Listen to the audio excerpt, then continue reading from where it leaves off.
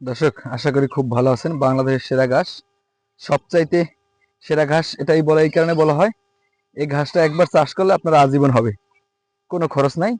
বিশেষ করে ঘাসটা আপনার ছাগলের জন্য চাষ করবেন, কারণ ঘাসটা চিকন হয়। ঘাসটা একবার চাষ করলে 10-12 বছর ফলন হয়, পানিতে শুকনায় উভয় জায়গায় খুব ভালো ফলন। এবং এটাকে বলা হয় জার্মান হোয়াইট হাইব্রিড ঘাস, যেটা ঘাসের জগতে সবচাইতে নরম থাকে এবং সবচাইতে কম খরচ, সবচাইতে চিন্তামুক্ত ঘাস, কারণ একবার মাটিতে চাষ করলে এটা আজীবন হয়। এই যে দেখেন, এখান থেকে আমি ঘাসগুলো কাটে নিয়েছি, এখন আবার ওই যে হইতেছে। আবার সার পানি দিলে আবার এই ঘাসটা দ্রুত বৃদ্ধি পাবে। তবে এই ঘাসটা মূলত কাটিং হয়, কাটিং নিয়ে চাষ করতে হয়, 2 গিটে 1 কাটিং হয়। এই ধরনের ঘাসগুলো চাষ করলে আপনার একবার চাষ করলে আজীবন ফলন পাবেন। আজীবন বলতে অন্যান্য ঘাস যেরকম 5-6 বছর হয়, সেই তুলনায় এই ঘাসটা ভিন্ন, কারণ এই ঘাসটা একবার লাগাইলে একবারে সারা জীবন হবে। যদি আপনি জমি থেকে না তুলে ফেলেন, তত বছর খেলে হইতেই থাকবে। এই জন্য বলা হয় এই ঘাসটা সেরা ঘাস।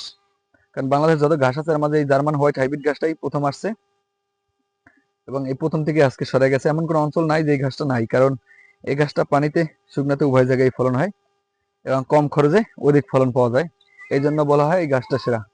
ঘাসটা থাকে মেঘের মতো কালো, আর কাটিং উপজি করতে গেলে একটু হাড় আসে, না হলে নাই। কারণ এই ঘাসটা ছাগলের জন্য বিশেষ কার্যকরী একটা ঘাস, ডেয়ারির জন্য কার্যকরী। অজানা ঘাসের তুলনায় এই ঘাসটা আবার প্রোটিন পার্সেন্টেজ কম, ফলনটা একটু কম।